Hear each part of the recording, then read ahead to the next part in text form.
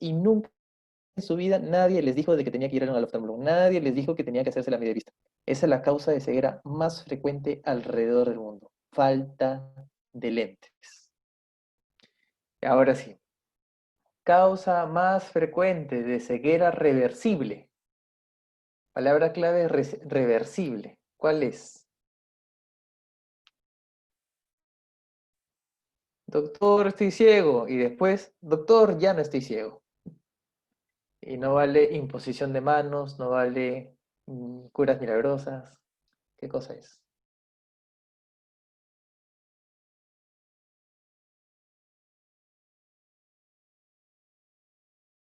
Ahora sí es cataratas.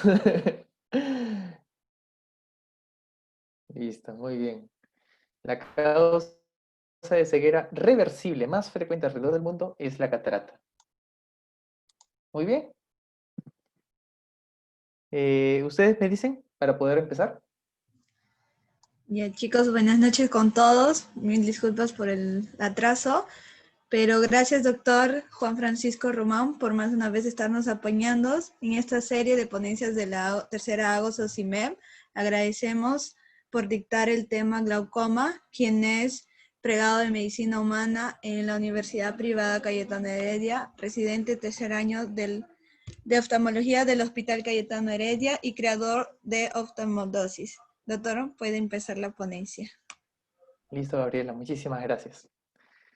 Muy bien, muy buenas noches con todos. Nuevamente soy Francisco Román. Como ya dijeron, estoy ahorita en el tercer año ejerciendo la oftalmología en el Hospital Cayetano Heredia, recién tercer año. En mi país y en mi hospital son 3 años el hacer la carrera de oftalmología, después de que uno termina ya la medicina, ¿no? Y desde que empecé la residencia, dije, yo fui alguna vez alumno y me gustaría también empezar a enseñar a más alumnos de medicina. Y empecé con este proyecto que al inicio se llamaba Dosis de Medicina, en el cual me encargaba de hacer más simple algunos términos de que a veces lo escuchamos en la consulta y después no se nos queda, después tenemos que volver a repasar, no nos acordamos, dónde lo buscamos. Y me puse a hacer un glosario de todas las cosas que nosotros decimos o aprendemos en medicina.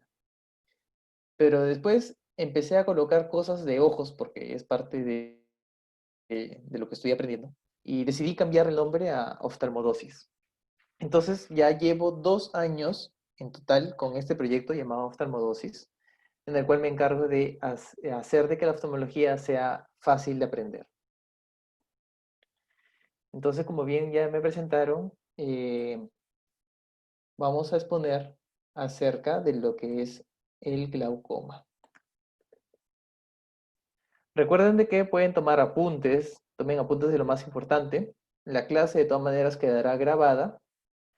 Si es que no entendiste algo, pueden preguntarlo en vivo, ya sea en cualquier chat. Si es que no lo estás viendo en vivo, puedes dejar tu pregunta en la caja de comentarios. Y atención de que hay una palabra clave que diré durante la clase. Lo que coloco acá en el recuadro generalmente es de importancia. Y para los que están escuchando ahorita la clase, ya sea en vivo o diferido, les voy a regalar este libro que se llama El Kansky de Oftalmología Clínica. Ustedes me escriben la palabra clave al Facebook o al Instagram, le dan like al video que estén viendo y una foto de la suscripción al canal de Oftalmodosis. Este de acá es mi canal. Le dan like, una foto al like al video que estén viendo y una foto de la suscripción a Oftalmodosis. Y bueno, vamos a hablar acerca de lo que es el síndrome de ojo rojo de manera general y lo que es el glaucoma. Y ya estamos cerrando este ACO con este tema. Muy bien, nuevamente mis agradecimientos a todos los organizadores que han hecho posible de que esta exposición llegue a ustedes. Esta es mi frase: el ojo es un universo en miniatura porque algo tan pequeño puede tener tantas cosas. Y bueno, esa es la frase que siempre también lo que es el ojo rojo. No todo ojo rojo es conjuntivitis, puede ser glaucoma. Y es que en el síndrome de ojo rojo puede aparecer muchísimas cosas. Lo primero que tenemos que preguntarle al paciente, y esto ya lo vimos en una clase anterior, preguntarle acerca de que si es que tiene dolor. Si es que tiene dolor, vamos a la izquierda. Si es que no tiene dolor, vamos a la derecha. Lo principal es de que si es que no tiene dolor, ya vamos a pensar en cosas menores. Por ejemplo, lo que hablamos en una clase anterior, hablamos de las conjuntivitis. Estas de acá son ya cosas menores. Pero si es que tiene dolor, baja la visión, o nosotros vemos que hay algún tipo de opacidad en el ojo, ya es algo que vamos a tener que ya, nos llama la atención y tenemos que empezar a seguir preguntando al paciente qué más podría tener. Estas de acá son toditas las causas que tiene el paciente de ojo rojo. Pero, por ejemplo, en una clase anterior vimos la hiposfagma, y a pesar de que esta es un flujograma muy bonito, muy completo, no está acá. No está acá hiposfagma, no está acá hemorragia subconjuntival, que también son causas del síndrome de ojo rojo. Entonces, acá en el síndrome de ojo rojo, lo primero que vamos a preguntar al paciente, vamos a estar en modo examen. ¿Tiene dolor? ¿No tiene dolor? Si no tiene dolor, lo más probable es de que nos van a preguntar acerca de conjuntivitis. Si es que tiene dolor, esta de acá son las 3 preguntas que siempre vienen en los exámenes acerca de síndrome de ojo rojo con dolor. Ahora, ¿cómo está la pupila?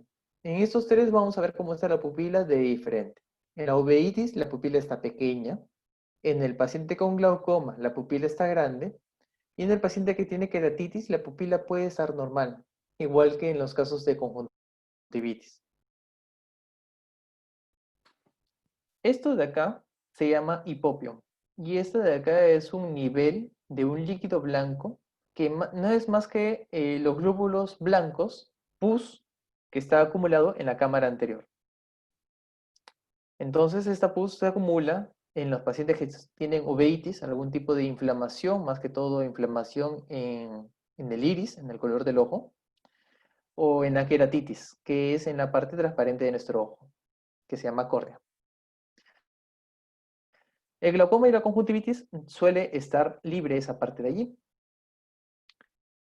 El paciente con síndrome de ojo rojo que tuviera, le vamos a preguntar cómo está qué tan rojo está su ojo rojo.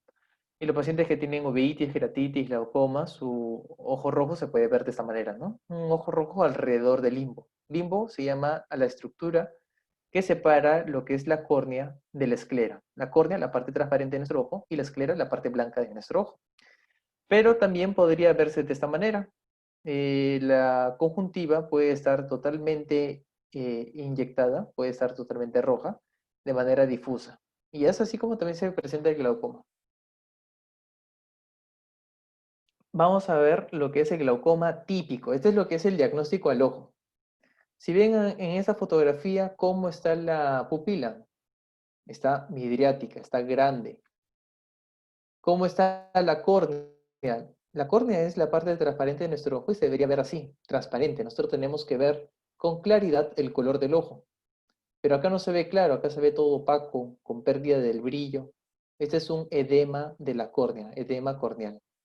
Y ese es un paciente de que está con bastante inflamación dentro del ojo.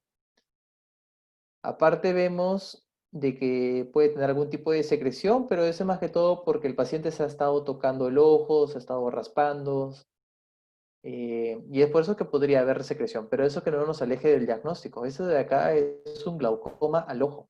Es el típico paciente que viene con midriasis, bastante dolor, el peor dolor de su vida, y empieza a vomitar, empieza a tener dolor de cabeza, cefalea. La inyección, lo que es el color rojo del ojo, es de manera difusa o también podría estar alrededor del limbo. Esas son causas, manifestaciones del glaucoma. Pero recuerden que ese es el glaucoma que viene de examen, ¿no? Ahora, vamos a evaluar lo que es el reflejo consensual en los pacientes y también vamos a evaluar lo que es el reflejo fotomotor. Para eso hay que saber evaluar las pupilas. Cualquier paciente que viene con dolor de los ojos, lo primero que tienen que hacer es agarrar una linterna, ya sea de bolsillo o la luz del celular, y evaluar cómo están las pupilas de su paciente. Eso es rápido, solamente uno agarra y coloca acá la luz de un lado, van a ver cómo reacciona la pupila. La pupila se tiene que poner pequeña y después la pupila, cuando ilumina el otro ojo, tiene que volverse también pequeña. Vamos a ver el ejemplo. Ilumino el ojo, este es el reflejo fotomotor. La pupila se pone pequeña. Y el otro ojo, la pupila ya estaba pequeña. Ilumino este ojo, la pupila se pone pequeña. Ilumino el otro ojo y la pupila ya estaba pequeña. ¿Eso qué quiere decir? Cuando yo ilumino directamente, haces el reflejo fotomotor. Cuando evalúas cómo está la pupila del otro ojo, ese es el reflejo consensual. Las dos pupilas, sea la incidencia de luz en cualquiera de los dos ojos,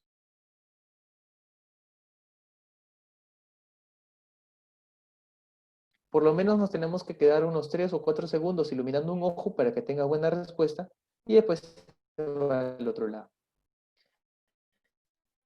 ¿Qué es lo que le pasa? ¿Qué es lo que le pasa a los pacientes que tienen glaucoma agudo? Yo ilumino la pupila,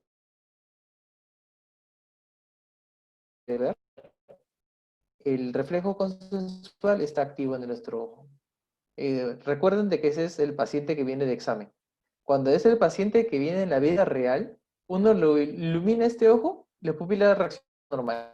Ilumina este ojo, la pupila también reacciona normal y el paciente tiene glaucoma de hace 10 años y no sabes cuál ojo tiene glaucoma, cuál está peor, cuál está mejor. Sino más bien cuando tú tapas un ojo y evalúas a un solo ojo de manera individual, entonces ya no hay reflejo consensual, ya anulas el reflejo consensual tapando este ojo, por ejemplo. Tú iluminas este ojo y ves que la pupila está grande. Ajá. Entonces a mí me dijeron de que yo cuando ilumino una pupila debe hacerse pequeña, debe hacerse en midriasis. Si no se hace, el otro ojo está anulado, o sea, yo estoy tapando este ojo para que no reciba luz y me engañe con el reflejo consensual del otro ojo. Eso se llama defecto pupilar aferente relativo. Defecto pupilar aferente relativo. Esos son los pacientes de que empiezan a tener mucha lesión por glaucoma. Esos son los pacientes que tienen glaucoma crónico, que ya más adelante les voy a explicar un poquito. Nuevamente, esta de acá, este es el glaucoma. Pero dice, doctor, pero esto parece un ojo normal, no está rojo. Es que la primera causa de ceguera en el mundo es el glaucoma. Irreversible. La primera causa de ceguera irreversible en el mundo es el glaucoma. ¿Y por qué? Porque este ojo podría tener glaucoma. La verdad, la mayoría de glaucomas se ven así, normales por fuera. Se ven totalmente normales. Ya es por eso de que todo paciente mayor de 40 años debe hacerse una evaluación oftalmológica cada 2 años y un paciente de 50 años para arriba tiene que hacerse una evaluación oftalmológica completa cada año. Por favor, digan a sus padres, si es que ya están pasando de los 50, de que tienen que ir al oftalmólogo. Una vez al año, por lo menos, tienen que examinarse los ojos. Los pacientes que hayan tenido padres, hermanos o hijos con glaucoma tienen que hacerse una evaluación mucho más frecuente. Entonces, ¿cuál es el mecanismo más frecuente de glaucoma? Es que aumenta la presión intraocular. ¿Y la presión intraocular dónde pasa? ¿Dónde se mide? Esta parte de acá, esto todo es el esquema de un ojo. Este es el esquema de un ojo. Esta parte de acá es la esclera, esta parte media grisácea. Le he puesto para la esclera, que se continúa con la córnea. Entre la esclera y la córnea está el iris, y este agujero de acá, que es una ventana para el oftalmólogo, este agujero de acá se llama pupila. Nosotros lo vemos negro porque todo esto se encuentra negro. Entonces, por eso lo vemos de color negro. Lo que está justo detrás de la pupila se llama, tenemos al segundo lente, el primer lente es la córnea, el segundo lente es el cristalino. Este cristalino, por su mismo nombre, tiene que ser de color cristal, tiene que ser transparente, para que la luz del exterior pueda ingresar a través de nuestros ojos, pasando a través de la pupila, y llega a nuestra parte sensitiva que se llama retina, que le he pintado acá de color amarillo. La retina es una gran red de fibras nerviosas, cada una con fotorreceptores. Fotorreceptores son receptores de luz, para poder distinguir al mundo exterior. Y cada uno de esos fotorreceptores tiene un cable eléctrico que se reúnen todos en el nervio óptico. El humor vítreo es un gel, también se le llama gel vítreo, que mantiene la forma redonda, esférica de nuestro ojo. Es la que le da forma. Pero a pesar de que le da forma, el humor vítreo no cambia a través del tiempo, no cambia mucho a través del tiempo.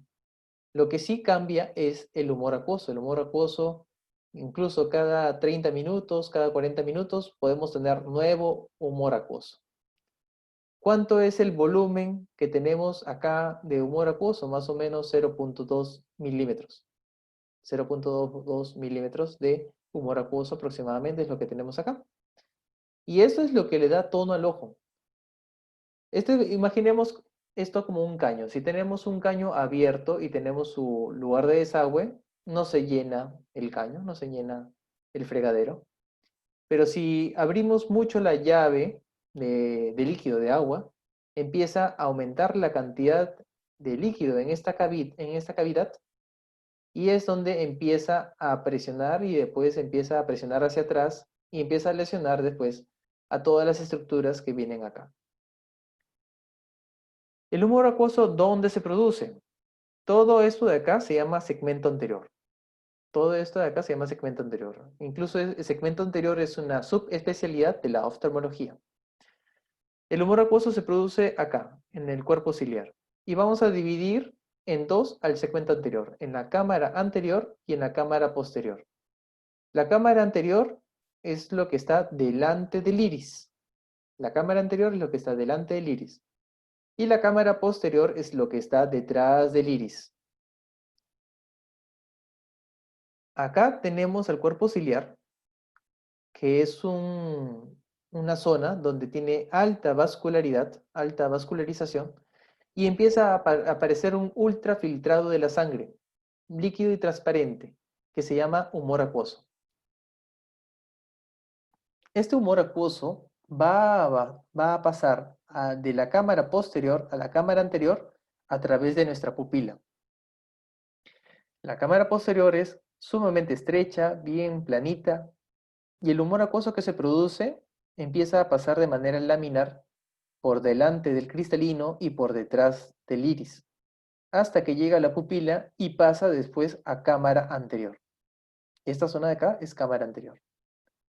El cuerpo ciliar nosotros lo tenemos alrededor de todo el ojo, en 360 grados. Esto de acá solamente es un corte, pero lo tenemos en 360 grados. Entonces el humor acuoso empieza a llenar de la cámara posterior hacia la cámara anterior. El humor acuoso trae oxígeno, nutrientes a todas esas estructuras que no tienen vascularización, que es la córnea y el cristalino. Ninguno de esos dos tiene vascularización, por eso es que se mantiene transparente. Entonces el humor acuoso se trata de nutrirlo por mediante difusión y transporte activo. Este de acá es un tubo que también está en 360 grados, que se llama el canal de Schlemm. Y es aquí la conexión entre lo que es la cámara anterior y la parte externa de nuestro ojo, que podría ser las venas epiesclerales. Vamos a ver una toma de cerca. El humor acuoso es producido por el cuerpo ciliar, pasa por la pupila, llega al ángulo iridocorneal, donde todos los desechos celulares, por ejemplo CO2 y desechos celulares, empiezan a reabsorberse a través de este lugar, pasan al canal de Schlemm y del canal de Schlemm pasa a la circulación general a través de las venas epiesclerales. Esta zona de acá, donde está el ángulo entre el iris y la córnea, el ángulo entre el iris y la córnea se llama ángulo iridocorneal, y es allí donde se encuentra la malla trabecular. La malla trabecular es como una especie de filtro, una malla, que empieza a reabsorber todo el humor acuoso y lo saca de la cámara anterior. Acá tenemos otra parte donde vemos de que todo esto, los procesos ciliares, están formados por alta vascularización que forman el humor acuoso, que pasa por detrás del iris, delante del cristalino, pasa a través de la pupila, llega a la cámara anterior y es reabsorbido a través de la malla trabecular, pasa al canal de Schlemm y de ahí a la circulación general a través de las venas epiesclerales. Entonces, nuevamente, el ángulo iridocorneal es el ángulo que está formado entre el iris y la córnea. ¿Cuándo vamos a hablar de ángulo agudo, perdón, ángulo abierto y ángulo cerrado? Es este ángulo es el que hablamos, este ángulo. Este de acá, por ejemplo, tenemos un paciente con pupila normal. Este de acá es un paciente con pupila en midriasis. Si se dan cuenta, la pupila en midriasis se encoge y al momento de encogerse, en algunos pacientes, en el cual el iris y la córnea están muy cerca, al momento de encogerse el iris, empieza a cerrarse este ángulo que debería estar así, abierto. Pero se empieza a encoger y entonces el humor acuoso va a tener más difícil la trayectoria para poder ser reabsorbido. Y es allí cuando empieza a acumularse el humor acuoso de manera lenta en este espacio de acá. Este es el glaucoma de ángulo cerrado, caso 1. Ángulo cerrado, caso 1. Vamos a un segundo caso. El paciente que tiene una catarata enorme, un cristalino enorme, el cristalino debería ser así, transparente. Digamos que tenemos un paciente de que ya es ochentero, octogenario, perdón, octogenario, y tiene una catarata grande. Entonces, esto empuja el iris hacia arriba y esto también hace de que el iris se cierre. Este de acá es un glaucoma facomórfico por cierre del ángulo por el tamaño de la catarata. Caso 3, tenemos un paciente que ha tenido uveitis. Uveitis significa inflamación del iris. Y como parte de la inflamación, en el momento en el cual ya se va resolviendo la inflamación, puede quedar algunas cicatrices, así como algunos pacientes que hayan sido operados de apendicitis o de colecistitis, quedan bridas y adherencias en el abdomen. Acá también quedan algunas bridas y adherencias. Esto de acá se llaman sinequias. Y también hay sinequias anteriores, cuando se pega el iris hacia la córnea, y sinequias posteriores, cuando se pega el iris hacia el cristalino. Cuando esto de acá se une mucho, también va a dificultar la entrada del humor acuoso. Tenemos ahora los pacientes que la mayoría son crónicos. El glaucoma de ángulo abierto es mucho más frecuente en pacientes con miopía. Y el glaucoma con ángulo cerrado es más frecuente en pacientes con hipermetropía. Hipermetropía. Ángulo cerrado, hipermetropía, los que usan lentes de aumento. Y glaucoma de ángulo abierto, los pacientes con miopía. Miopía. Ahora, por ejemplo, tenemos un caso 1, un paciente que ha tenido una cirugía, digamos, se operó de la catarata. Pero a pesar de la catarata, hubo algún tipo de lesión durante la cirugía y se empezó a acumular un poco de sangre. Este acúmulo de sangre empieza a obliterar el lugar donde se debería reabsorber el humor acuoso y el humor acuoso empieza a acumularse. Este es un paciente que va a tener un glaucoma de ángulo abierto porque el ángulo se encuentra normal, pero está obstruido por algo, en este caso sangre. Caso 2, un paciente que ha tenido alguna infección o alguna queratitis, una queratitis infecciosa muy fuerte, y empieza a producir mucha cantidad de pus. Y esta pus empieza a almacenarse y a obstruir la malla trabecular, y también este es un caso de glaucoma abierto. Y este es el caso 3, que no tenga nada. Aparentemente no tiene nada, y ese es uno de los motivos por el cual hasta ahora muchos glaucomatólogos está pasando acá. Yo veo el ángulo abierto, yo veo que todo está funcionando bien, sin embargo, el humor acuoso se acumula y eleva la presión.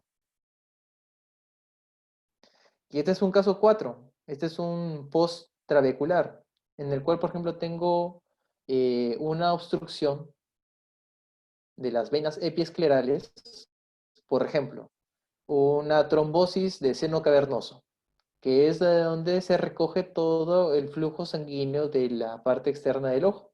Y como está obstruido por la trombosis del seno cavernoso, empieza a hincharse estas venas de acá, y por lo tanto el pasaje del humor acuoso no es tan fácil, porque acá empieza a elevar la presión. Y usualmente esto por cambio de presiones es que viaja hacia las venas epiesclerales. Este es un caso 4, por ejemplo. Ahora, tenemos al paciente que empieza a aumentar la presión dentro del ojo. Ya les dije que el humor vítreo no cambia. El que cambia es el humor acuoso. Empieza a aumentar tanto de que empieza a empujar todas las estructuras que vienen de adelante hacia atrás. El humor acuoso empuja el cristalino empuja al humor vítreo y el humor vítreo empieza a empujar todas las venas y arterias que se encuentran acá en la retina, en la coroides, y por lo tanto dejan de pasar adecuadamente la nutrición del nervio óptico y empieza este a afectarse. ¿Cuál es la definición de presión ocular alta? Presión ocular alta es considerado más o menos entre lo que es 20, 21, pero para tener un consenso, entre 10 y 21 es presión normal. Presión normal, entre 10 y 21. Más de 21 vamos a considerar en esta posición presión alta. ¿Bien? Ahora, las personas van a tener una campana de Gauss, todos somos una campana de Gauss, que podrían tener, algunos pacientes tienen más de 21 y no tienen glaucoma. Como también hay personas que tienen menos de 21 y sí tienen glaucoma. Entonces, ¿cómo es que sucede esto?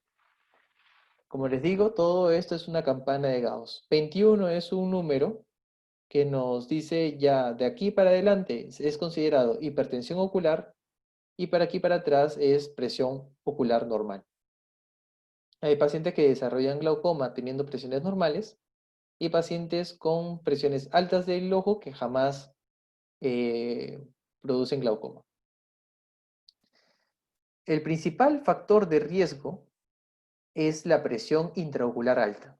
Los pacientes, estos de acá, estos pacientes que tienen hipertensión, como les digo, la gran mayoría puede no pasar a glaucoma. Pero cuando empiezas a ver daño del nervio óptico, ya automáticamente es considerado glaucoma. Hay 10% de pacientes seguidos en 5 años que mantienen presiones más de 21, el 10% de ellos en 5 años hacen glaucoma. Entonces, vamos a ver de que la hipertensión ocular es el principal factor de riesgo que podemos manejar para poder disminuir la frecuencia de glaucoma. Otro factor de riesgo es tener una córnea delgada.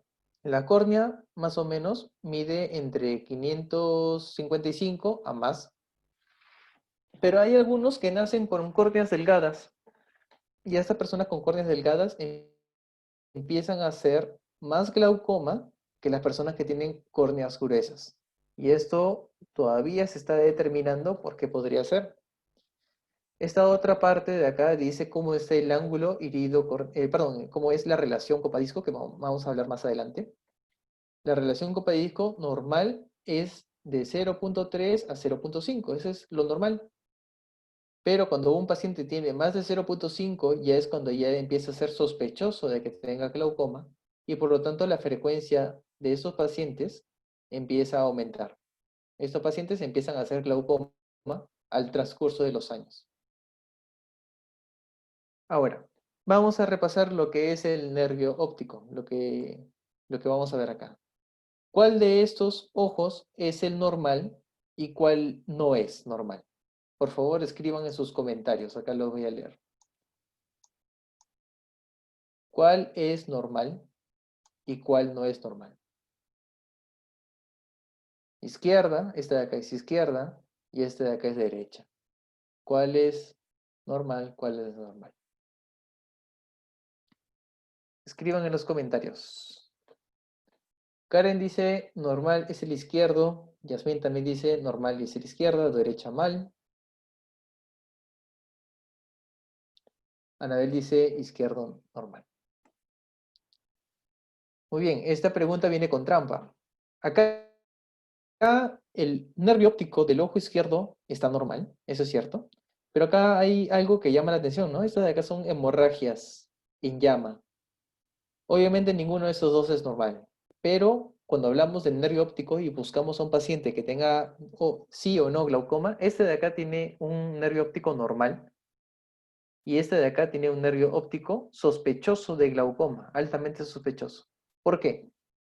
Vamos a ver más adelante. Esto es lo normal. Tener una relación copa-disco, nosotros trazamos una línea vertical y esta línea vertical tiene que, vamos a hacer dos círculos, uno en el medio, vamos a hacer un círculo en lo que es la copa, esta es la copa, y vamos a hacer un trazado en el disco. Si llegan a ver, hay una gran diferencia de color entre el disco y la retina, y lo que es la copa y el disco, eso ya es un poquito difícil, pero acá yo les dibujo. Esta es una relación que puede ir entre 25 a 50% y eso es considerado lo normal.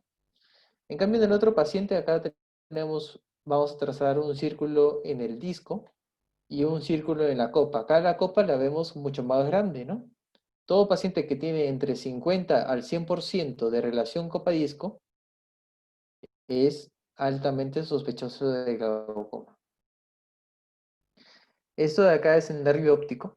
Y es así como se distribuyen todas las fibras que yo les estaba diciendo. Todo esto de acá son los cables eléctricos. Cada uno de estos cablecitos recepciona una fuente de luz y después los reúne. Todo esto se reúne en el nervio óptico. De esta manera. Esta zona de acá es donde tenemos una mayor cantidad de fotorreceptores que se llama mácula. Y es aquí donde tenemos la mejor visión. De aquí es donde se transmite todas las mejores señales y viajan hacia nuestro cerebro a través del nervio óptico. De esta manera, todas esas fibras, que son las fibras nerviosas, fibras ganglionares de la retina, empiezan a viajar y todas se reúnen en el nervio óptico. Si se dan cuenta, acá yo puedo dibujar la copa, esta es la copa, y de aquí para acá, esto vendría a ser mi disco. Este de acá es un corte del nervio óptico eh, sagital para que puedan ver cómo es lo que estamos hablando, ¿no? La relación copa y disco. Porque el glaucoma es una enfermedad en la cual estos cables eléctricos empiezan a desaparecer, empieza a disminuir la cantidad de cables que empiezan a pasar hacia el nervio óptico y por lo tanto la copa empieza a crecer, empieza a ensancharse, porque hay menos material acá, en los costados. Normalmente son 1.5 millones de fibras nerviosas que forman el nervio óptico. Nuevamente, esto de acá es la copa y esto de acá es el disco, mirándolo tridimensionalmente. Entonces, nuevamente, tenemos acá al paciente que tiene una relación copa-disco normal. Acá yo puedo decir que es un 0.3 o 30%, si yo trazo de acá a acá. Y este de acá yo lo trazo también nuevamente, vamos a trazarlo una línea vertical y esto me pareciera más o menos un 80%. Un 80% o 0.8 de relación copa-disco. Nuevamente, acá la copa, acá el disco. Entre lo que es más de 50% es altamente sospechoso de glaucoma. Ahora, a nivel mundial, el glaucoma es la segunda causa de ceguera legal. A nivel mundial, la segunda causa de ceguera legal. ¿Qué significa ceguera legal? De que el paciente a unos 20 pies de distancia o unos 6 metros no lee la primera letra de la cartilla de Snellen a pesar de estar usando sus mejores lentes, a pesar de haber sido operado por el mejor cirujano de catarata. No llega a ver la primera letra. Eso se llama ceguera legal. Y a nivel mundial es la segunda causa. Pero el paciente, la gran mayoría de pacientes se van a ver así, normales, por fuera. Para hacer el diagnóstico de glaucoma también voy a necesitar de un equipo que se llama campimetría. La campimetría me evalúa cómo está el campo visual del paciente. Este campo visual es un campo visual normal de un ojo izquierdo. ¿Por qué digo que es ojo izquierdo? Porque este de acá es la mancha ciega que siempre debe estar al mismo lado del ojo evaluado. Este está poniendo esto como el medio. Esta mancha ciega está a la izquierda, entonces este es un campo visual de ojo izquierdo. La mancha ciega, ¿qué corresponde? Corresponde al nervio óptico, porque el nervio óptico por sí no tiene fotorreceptores y es por eso que se ve oscuro. Entonces, acá el paciente tiene un campo visual alterado. Usualmente los pacientes empiezan a tener lesiones en el campo visual superiores o inferiores y se empieza a ver de esta manera negra. Esto es un paciente normal y este es un paciente con glaucoma, por ejemplo. Ahora, ¿qué cosa es el campímetro? El campímetro es este aparato que lo he utilizado, por ejemplo, hoy día para ver a un paciente. Uno coloca en esta mentonera al paciente y acá coloca la frente y el paciente tiene este aparatito que parece un mouse. Entonces el paciente le tapas un ojo para poder evaluar al ojo que está descubierto. En esta pantalla, en esta cabina, empiezan a aparecer luces en diferentes zonas. Y el paciente empieza a apretar cada vez que aparece una lucecita. Aparece una luz, el paciente aprieta con un clic. No aparece nada, el paciente no aprieta nada. Los pacientes con glaucoma aparecen luces en estas zonas de acá arriba o luces por las zonas de acá abajo y el paciente no las ve, no las percibe. Por lo tanto, acá el paciente no aprieta el botoncito. Entonces, uno le dice, doctor, sí, dime, doctor, tengo una duda sobre lo que es el glaucoma. Sí, dime, ¿por qué la visión del glaucoma se ve así? Este de acá es un paciente, digamos, normal. Tenemos el campo visual, este es nuestro campo visual normal. Hay ciertas zonas que realmente nosotros no llegamos a ver, pero el paciente con glaucoma, ¿cómo ve? Ve así, un campo visual comprimido. Esto se llama campo visual comprimido. Yo me pongo al costado y el paciente me deja de ver. Es el típico paciente que empieza a caminar por la calle y se golpea con las personas que pasan a sus costados, porque no las ve. El paciente de un solo ojo ve solamente de manera como si fuera un túnel. Eso se llama visión tubular del campo visual. Y eso les afecta mucho a los pacientes con glaucoma. Hay quienes no se dan cuenta de esto. Hay quienes, por ejemplo, he tenido pacientes que trabajan de cerca, contadores, por ejemplo, pacientes que trabajan con computadoras, de que nunca se dieron cuenta que tenían glaucoma porque solamente necesitan trabajar con la parte central de su visión. Ya cuando salen a la calle se dan cuenta de que se empiezan a tropezar con las personas que están a sus costados. Y eso es lo que les llama la atención. Entonces, el paciente pregunta, ¿puedo recuperar la visión, doctor? No. El glaucoma, por definición, tiene que ser irreversible. Es una enfermedad irreversible. Entonces, vamos a ver lo que es la definición de glaucoma. Glaucos significa verde, verde claro. Y oma significa enfermedad producida por unos tumores, usualmente cancerosos. La denominación se explica por el color verdoso que adopta la pupila a causa de la enfermedad. Entonces, doctor, ¿mi amiga tiene glaucoma? No. Esto de acá es un glaucoma por definición. Este sí ya es un glaucosoma, ¿no? Esto ya se ve la opacidad de la córnea. Se ve la opacidad de la córnea, ha perdido brillo, porque no podemos ver claramente el color del ojo. Esto de acá es lo que antiguamente se decía que era verde, ¿no? Estos ya son casos de glaucoma bastante avanzado que hay tanta presión dentro del ojo que ese líquido del humor acuoso empieza a pasar a través de la córnea y la córnea se edematiza. Cuando la córnea se edematiza, empieza a verse así de esta manera, luz, y con pérdida de brillo, pérdida de transparencia. Entonces, doctor, ¿yo tengo o no tengo glaucoma?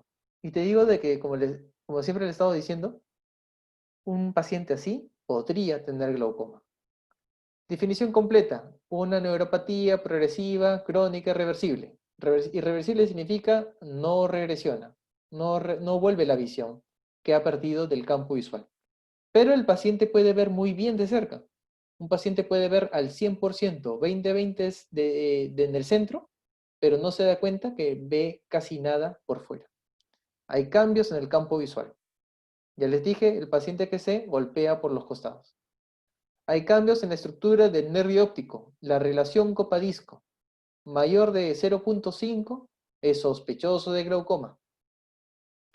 Hay atrofia de las fibras ganglionares. Esos cables eléctricos que les estaba diciendo, esos son los que se atrofian, empiezan a haber apoptosis de esas células.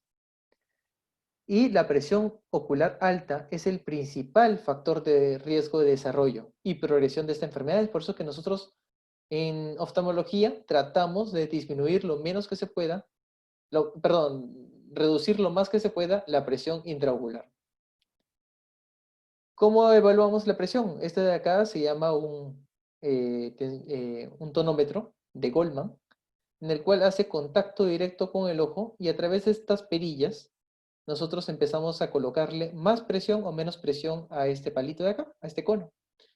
Y después eso nos va a decir, con un numerito que aparece por acá, nos va a decir cuánto es la presión del paciente. Ya les dije que los factores de riesgo, el principal que podemos manejar es la presión intraocular mayor de 20, 21, 22. Esas son las presiones intraoculares altas. Defecto refractivo, los pacientes que tienen hipermetropía hacen glaucoma de ángulo cerrado. Los pacientes con miopía hacen glaucoma de ángulo abierto. La excavación del nervio óptico, mientras más excavado esté el nervio óptico, la relación copa-disco mayor de 50% es alta progresión de que el paciente vaya a glaucoma. Atrofia peripapilar, hemorragias alrededor del nervio óptico, el grosor corneal, recuerden, mientras más delgado esté la córnea, mayor riesgo también tiene el paciente de desarrollar glaucoma. Como les dije, este es un tonómetro de Goldman y esto tiene un prisma y el prisma se ve de esta manera. Nosotros al hacer contacto con el ojo, una superficie plana con una superficie curva como es la córnea, vemos un círculo que se ilumina. Esto de acá es una tinción con fluoresceína, un tinte especial que nosotros utilizamos, y el color que ven acá se llama azul de cobalto. Es un azul de cobalto que hace brillar a la fluoresceína. Normalmente debería verse un círculo completo, pero como esto de acá son prismas, divide al círculo en dos, una mitad superior y una mitad inferior. Lo que tenemos que hacer con este tonómetro es de que justo el borde interno de un semicírculo coincida con el borde interno del otro semicírculo. Una vez que los dos coinciden, nos fijamos cuánto es lo que marca la presión intraocular. Ahora, si le digo, doctor, mi bebé tiene ojitos grandes, se ve bien bonito. Mentira, este es un paciente con buftalmos. Buftalmos es la manifestación del glaucoma congénito. Los pacientes niños pueden nacer con glaucoma. Usualmente son glaucomas de ángulos abiertos. Como ven, acá el ojo, porque está en pleno desarrollo y es un material bastante elástico en niños, empieza a crecer de manera anormal. Los niños que tengan lagrimeo, blefaroespasmo y edema de las córneas, es alta sospecha de que el paciente pueda tener glaucoma. Hay que evaluar a todos los niños que tengan esos síntomas de manera temprana para que no lleguen a hacer esto, ¿no? Empieza a agrandarse tanto el ojo que empieza a edematizarse también la córnea y el paciente queda ciego. Factores de riesgo no oculares. Historia familiar de glaucoma. El principal factor de riesgo para desarrollar glaucoma es que los padres, hijos o hermanos ya hayan tenido glaucoma. Edad mayor de 50 años. Por eso todos los que ustedes tengan conocidos mayores de 50 años, una vez al año tomarse la presión intraocular. La raza, se dice de que pacientes que tengan descendencia africana o caribeña son los que tienen mayor factor de riesgo para desarrollar glaucoma. Los pacientes que hacen vasoespasmo de la retina, algunas dicen que las mujeres son las que tienen más desarrollo de glaucoma, enfermedades cardiovasculares, apnea del sueño, diabetes. Los que tienen apnea del sueño suelen tener presiones altas intraarteriales y eso puede también, en algunos momentos, esas presiones altas bajar bruscamente. Al momento que bajan bruscamente, empieza a disminuir la perfusión de la vasculatura de la retina y la retina empieza a sufrir como si hubiera disminución de su irrigación y empieza a haber apoptosis. Este es un paciente que tiene una obstrucción de la vena central de la retina. ¿Por qué digo eso? Porque acá veo una retina de un nervio óptico del ojo derecho, una retina con vasos bastante tortuosos y hemorragias en llama, en 360 grados. Esta es una obstrucción de la vena central de la retina. Un paciente, por ejemplo, con diabetes, cuando tiene una diabetes bastante avanzada, empiezan a crecer vasos en el iris, encima del iris. Esto se llama rubiosis iridis. Y identificar esto en un paciente significa que tiene alta chance de desarrollar glaucoma neovascular. El glaucoma neovascular, no lo puse ahí, es un glaucoma en el cual empiezan a crecer vasos sanguíneos por el iris y estos son los que empiezan a obstruir el ángulo iridocorneal. Empieza a hacer de que el humor acuoso empiece a acumularse y por lo tanto eleva la presión intraocular. Tratamiento no médico, el principal y más fácil, espero, que todos, disminuir los factores de riesgo haciendo deporte, comiendo comida sana.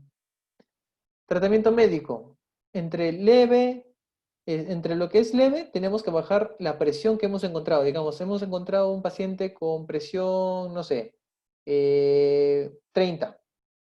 Le hemos encontrado 30. Tenemos que bajarle un 25 a 35% de esa presión.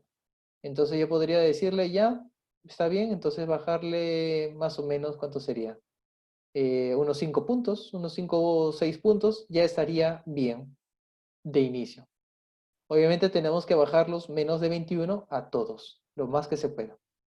Un paciente con daño moderado, esto de daño leve, moderado y severo es según su campo visual o según lo que encontremos en el nervio óptico, vamos a ser más agresivos mientras más severidad haya. Incluso hay pacientes que lo tenemos que llevar a debajo de 10 milímetros de mercurio, por debajo de la presión normal, para que ese glaucoma no siga progresando.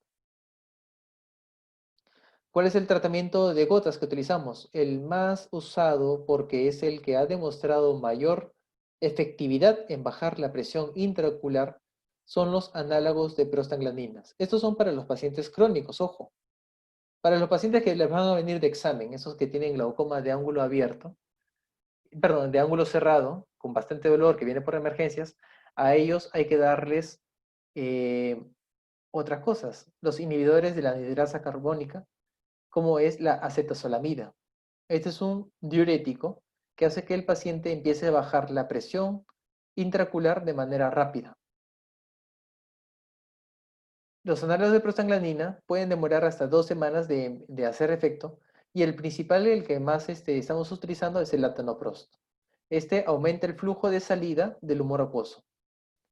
Los bloqueadores, los beta bloqueadores, por ejemplo el timolol, son los que también reducen la producción del humor acuoso, o sea, cierran el caño, pero también hay que tener bastante cuidado con el uso de beta bloqueadores en pacientes que tengan algún tipo de alteración cardíaca tipo bradicardia y en pacientes que son asmáticos, ya que los beta bloqueadores, al poder instilarle en el ojo, también pasan a la circulación general y esto podría hacerles daños a este tipo de personas.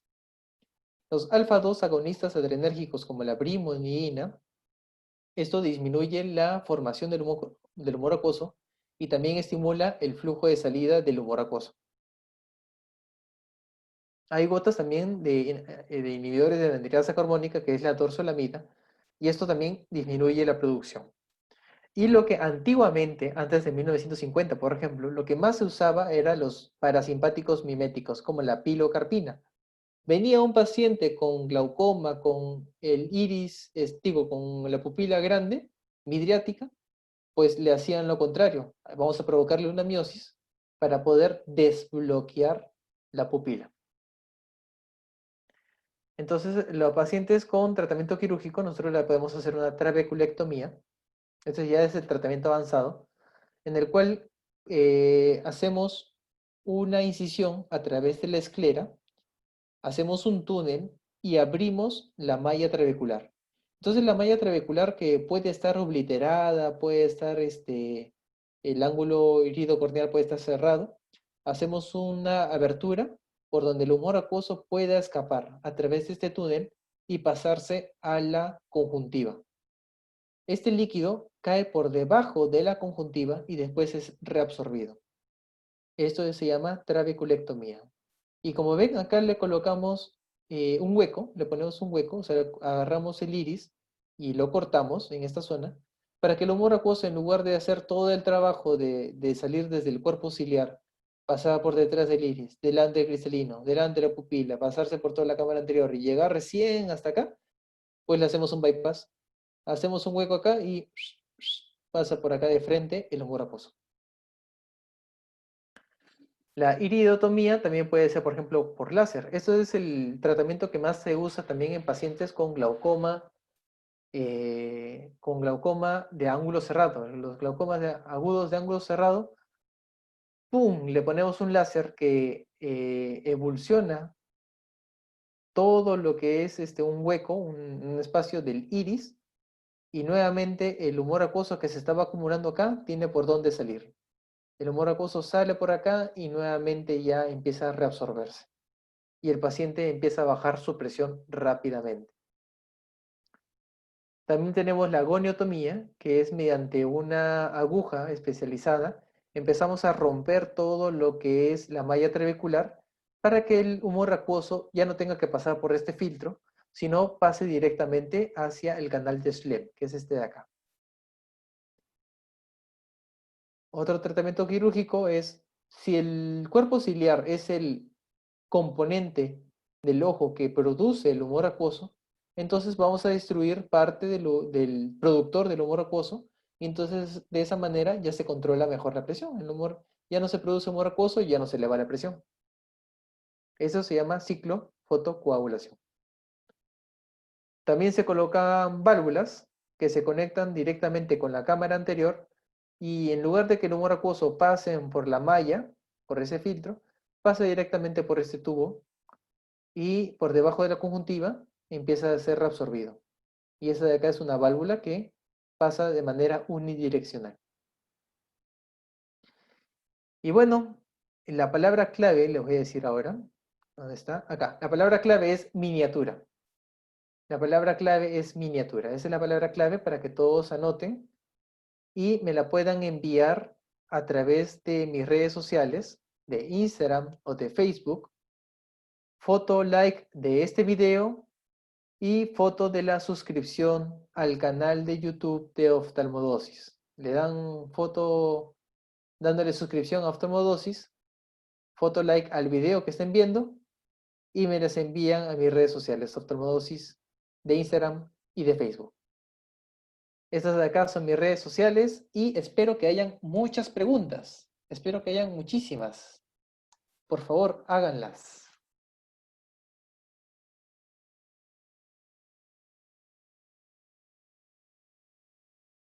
Ajá, patologías que engrosen la córnea. Bueno, eso podría ser un pro y un contra, ¿no? Hay patologías, más bien, no patologías, sino procedimientos. Hay un procedimiento especial que se llama crosslinking, que se encarga de engrosar a la córnea. Pero esto no se utiliza para pacientes con glaucoma o sospecha de glaucoma, sino para pacientes que tienen queratocono. Si buscan en mi canal de Odosis en YouTube, también pueden escuchar un poco más de qué cosa es el queratocono. Y eso se utiliza para que la córnea no sea tan blanda, no se deforme. Esos son para las ectasias corneales. Ahora, si es que tú endureces o engrosas la córnea, también vas a cambiar el poder refractivo de esta y va a venir muchos problemas visuales al paciente. Hay pacientes que ya nacen con las córneas gruesas y eso ya de por sí es un factor protector para ellos. Ahora, a ver, acá dice una chica que escribe desde su Hotmail. ¿El lagrimeo tiene que ver algo con el glaucoma? Y es que no. El lagrimeo sí tiene que ver con el glaucoma en etapas tempranas de la vida, en niños o en bebitos. Ellos sí, si es que están lagrimeando mucho o tienen blefaroespasmo, entonces esto puede ser un glaucoma infantil, un glaucoma neonatal, un glaucoma congénito. Y tienen que ser evaluados por un oftalmólogo y de preferencia un oftalmólogo pediatra. El paciente que tiene, que es adulto y tiene lagrimeo puede ser por muchísimas otras causas. Y si es un adulto mayor, hay que ver también cómo está su vía lacrimal. Sería bueno hacer una exposición acerca de eso, de la vía lagrimal, me acabo de dar cuenta. Alexis dice, doctor, ¿qué efectos adversos puede producir el timolol en un paciente asmático? Pues el timolol hace el efecto contrario del broncodilatador. Si el broncodilatador broncodilata, el timolol lo constriñe.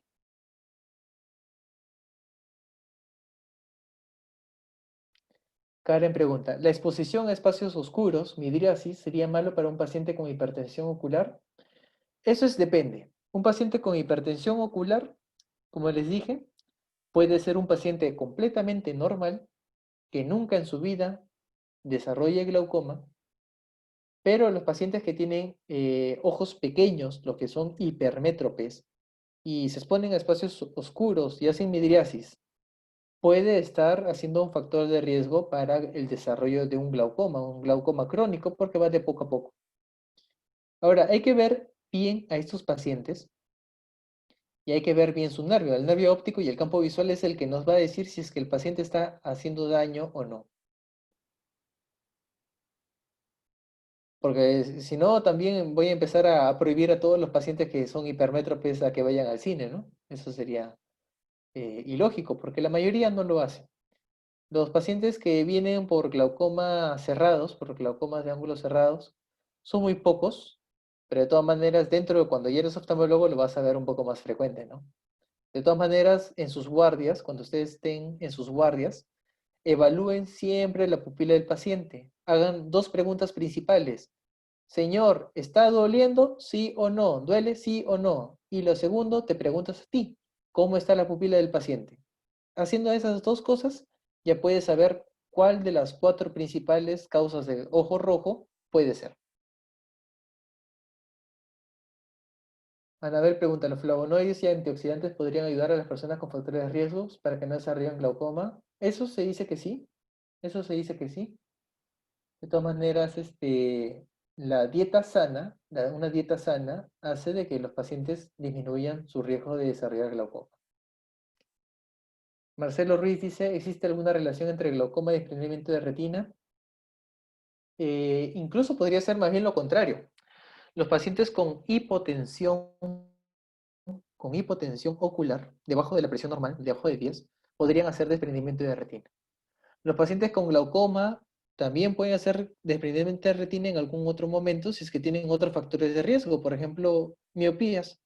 Los pacientes que tienen miopías altas por encima de 6, son miopes altos, ellos son los que tienen mayor riesgo de hacer desprendimiento de retina de manera espontánea o por algún golpe.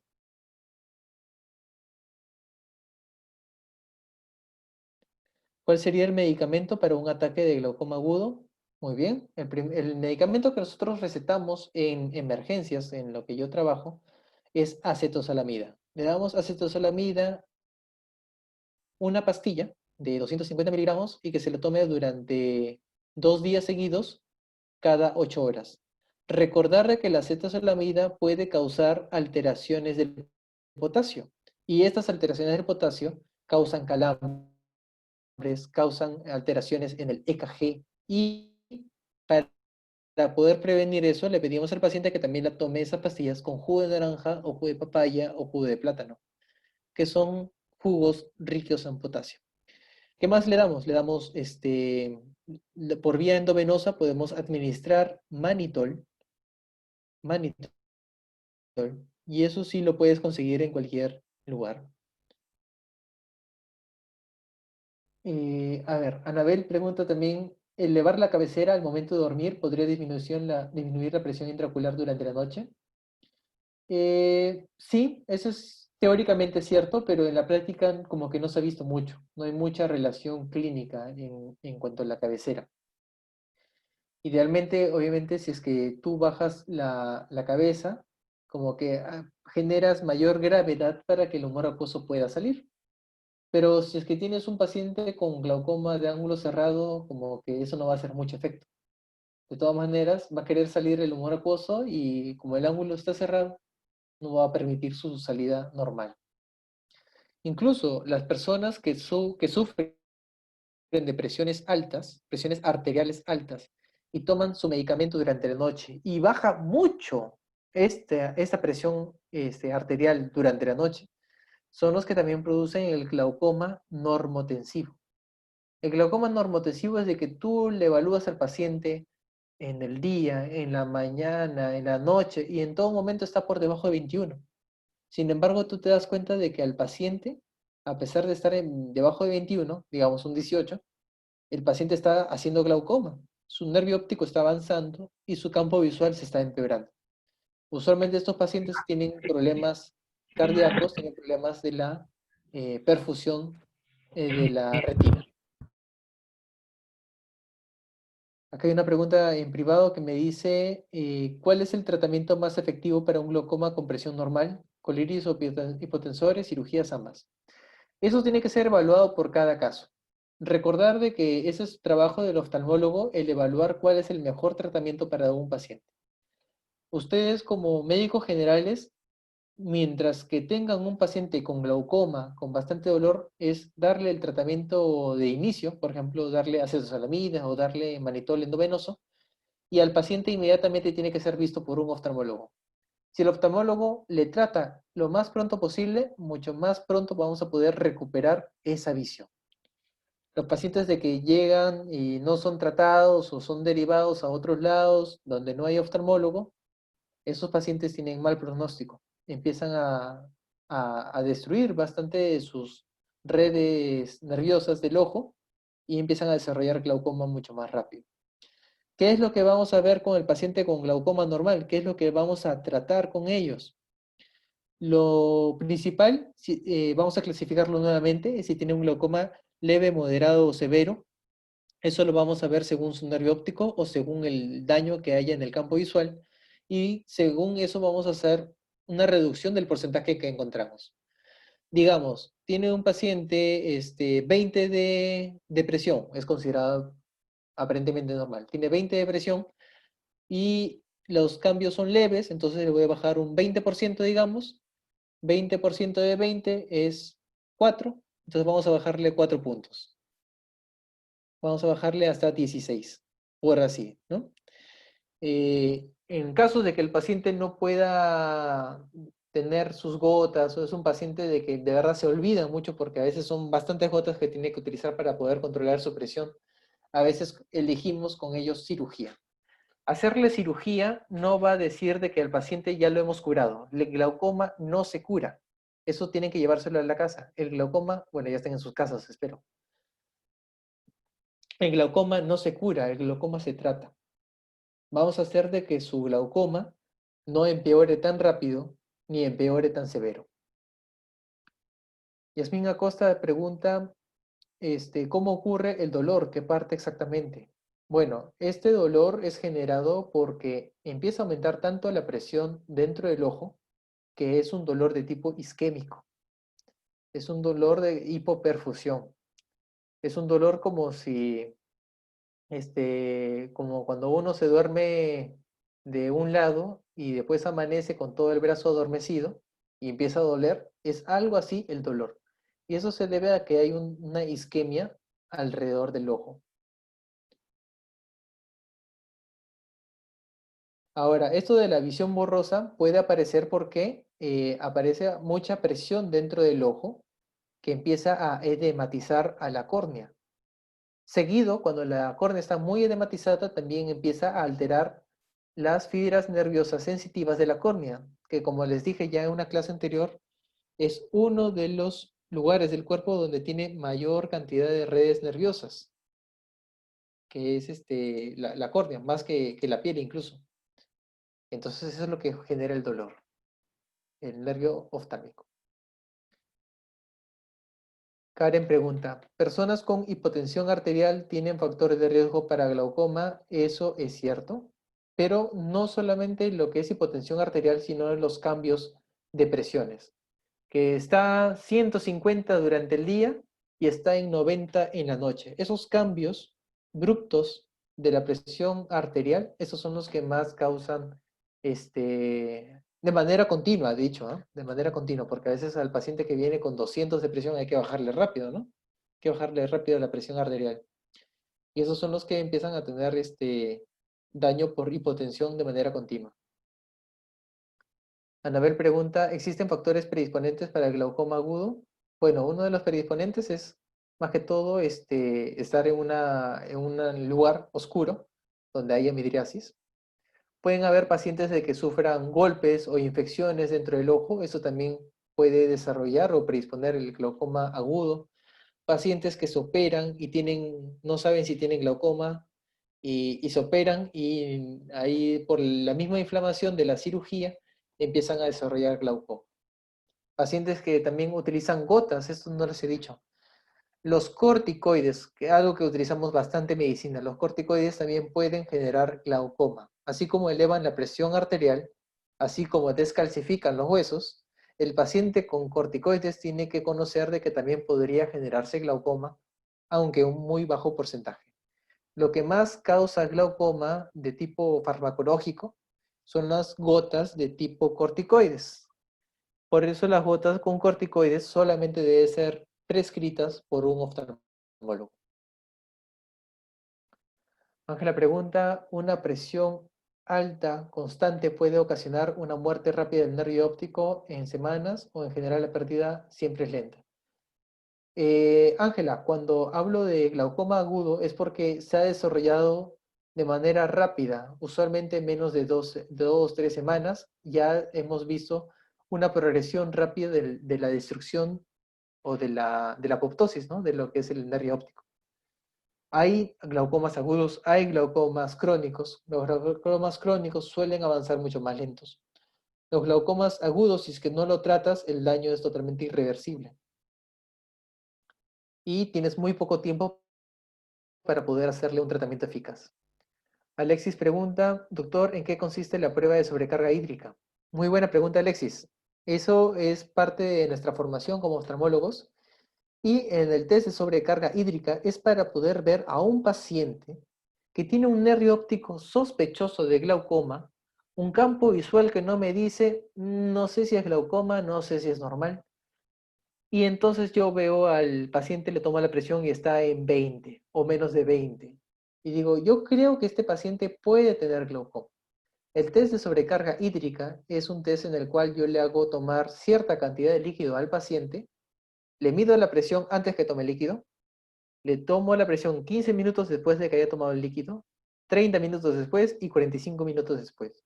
Si en alguna de esas tomas la presión sube por encima de 21, ya hago un hincapié de que ese es un paciente que tiene hipertensión ocular y por lo tanto puede desarrollar en la vida, puede desarrollar glaucoma.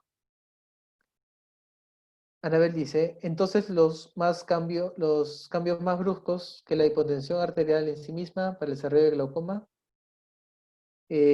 Claro, claro, claro, claro. Los cambios bruscos de hipertensión a hipotensión de manera continua son los que podrían, porque esto todavía es una teoría, todavía no está confirmado.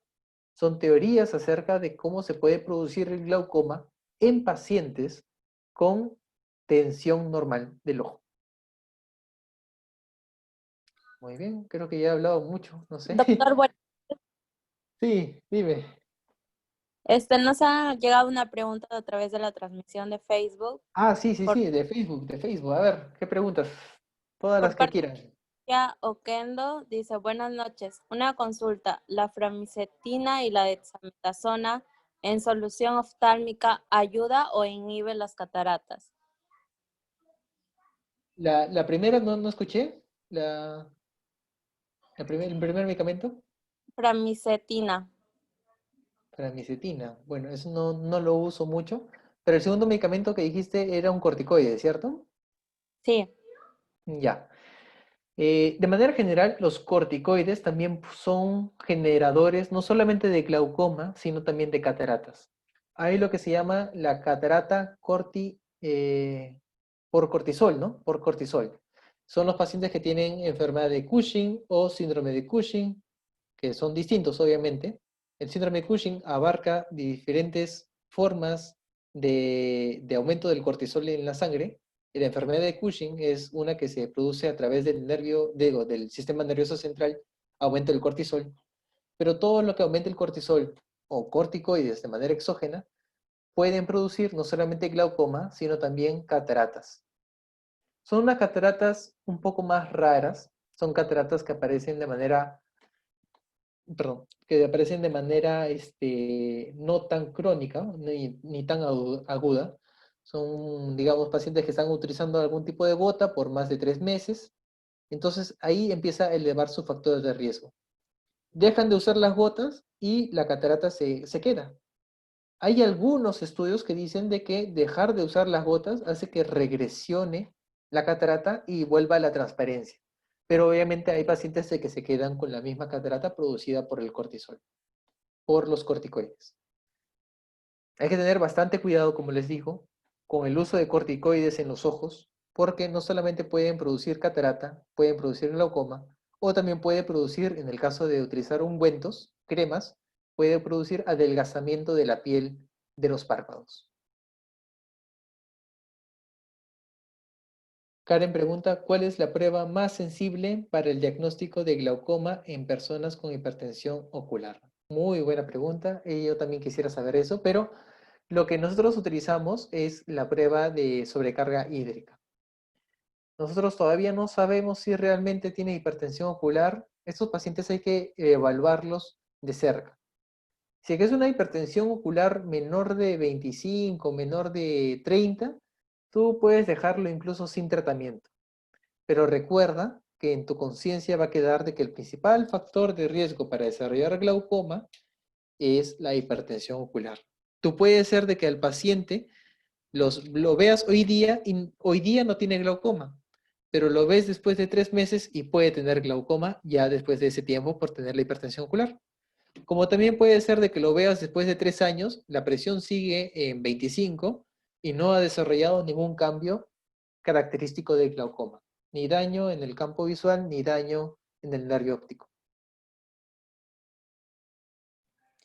Listo, doctor. Creo que eso ha sido todo por hoy. Agradecerle una vez más por su apoyo en la ponencia del día de ayer y en el día de hoy por parte del comité organizador de la tercera agosto CIMEP. Y creo que todos han quedado encantados con esta excelente ponencia. Muchas gracias. Más bien, muchísimas gracias a todos ustedes y gracias a todos los que se están quedando. Ya son más de las 8 acá en Perú, en otros países ya incluso debe ser más de las 9, más de las 10. Muchísimas gracias a todos ustedes por oírme. A mí me encanta la oftalmología, me encanta enseñarla y pueden seguirme en mis redes sociales por si es que quedó alguna duda pendiente o algo que les gustaría repasar, tal vez podemos coordinar para poder hacer una clase, una exposición de esa manera. Estoy abierto a presentar charlas de esta manera, como ya me han invitado varias veces, y estoy encantado, estoy totalmente encantado. Nuevamente la clave para los que quieran el libro este de acá, el Kansky, la palabra clave es miniatura, miniatura, y me lo envían a mis redes sociales de Instagram o de Facebook, y me tienen que mandar también la foto dándole clic al suscribirse del canal de Oftalmodosis en YouTube y dándole like al video que estén viendo. Le están dando like a algún video que estén viendo en YouTube o algún video que estén viendo de Facebook y le dan like y esa foto me la mandan también. Y Yasmin dice si es que va a poder volver a ver la clase nuevamente. Claro que sí, la clase queda grabada en ustedes, ¿no? Con Facebook. Así es, doctor. Por los grupos de WhatsApp se va enviar los links de cada ponencia, porque algunas han sido transmitidas por Facebook y las estaremos subiendo también a nuestro canal de YouTube para que ellos puedan volver a verla. Asimismo, también comunicarles a los chicos que van a participar de la trivia, que va a ser durante unos minutos, que se les va a enviar toda la información también por el grupo de WhatsApp, y recordar que el primer puesto de la trivia va a obtener una beca para el CCP-CCN de este año, y el segundo puesto, acceso a la plataforma Kaplan por 12 meses. Listo. Nuevamente a mis agradecimientos al grupo de SUSIMEP y al Lago por haberme invitado, y a todos estos organizadores estupendos. Muchísimas gracias y hasta una próxima vez. Un abrazo muy grande. Muchas gracias, doctor. También nos acaban de preguntar acerca de la presentación.